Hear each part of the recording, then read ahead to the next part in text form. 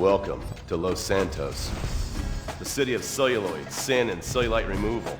From dead starlets in Vinewood, to the gangbangers in Davis and Strawberry, and terracels in Chumash, to the drunken tourists in Del Perro Pier.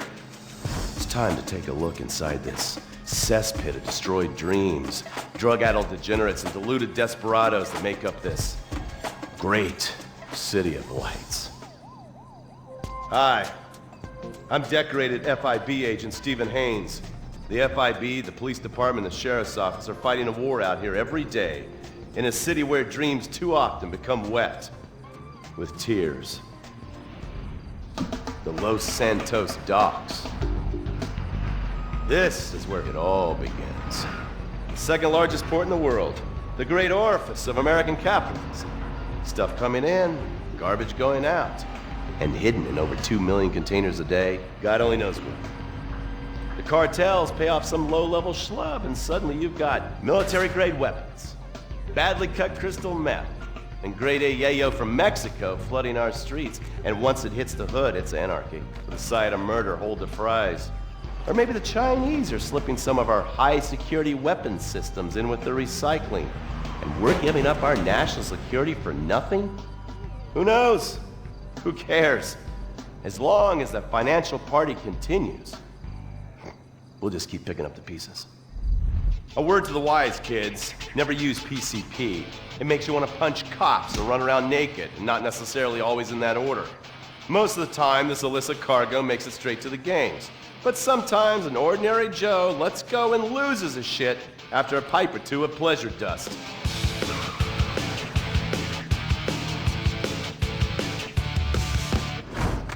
The Vagos.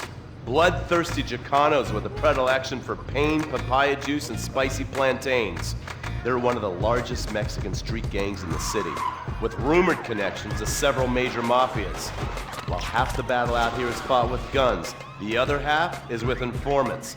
Sometimes you need to become the bad guys to bust the bad guys. All right, guys, let's go. When the ballas and the families aren't shooting each other, they're selling the dope that the junkies are shooting into their veins. The families love sports almost as much as they love banging. Flashy, arrogant, competitive, and aggressive, they are lifelong bitter enemies of the ballas. Wearing the colors of the feud or the corkers, the families call themselves Gang Green. Of course, like all families, they love a good squabble.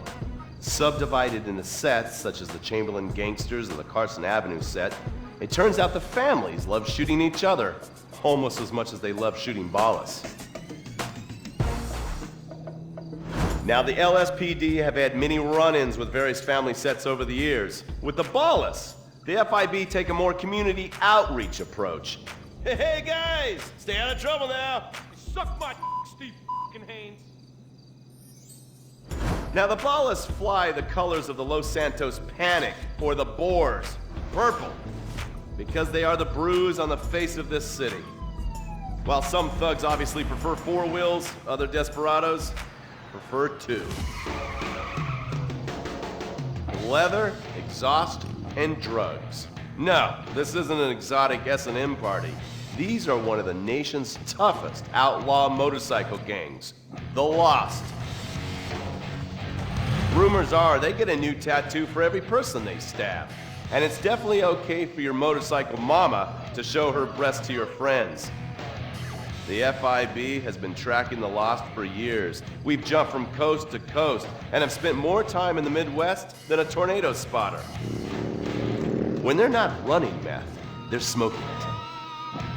Or so I hear, a dangerous new drug on the streets called toilet cleaner.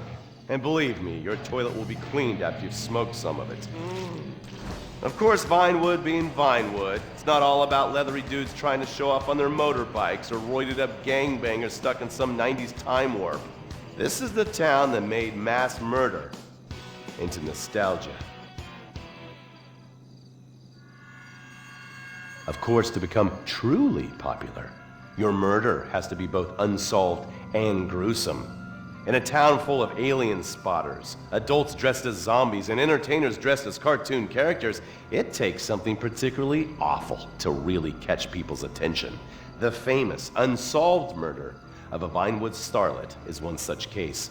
For years, horny nerds have wondered what happened to Leonora Johnson, and if they would have plucked up the courage to speak to her or kill her themselves.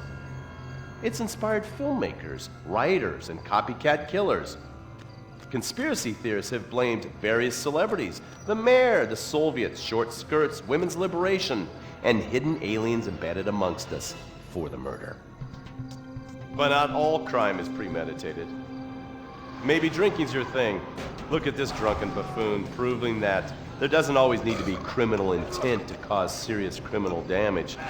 Or maybe you're just an overprivileged poppycock, living on daddy's pension and protesting about the unfairness of capitalism. Maybe stock market manipulation is your bag, or loan sharking, double identity theft, assassination, or even worse, swinging.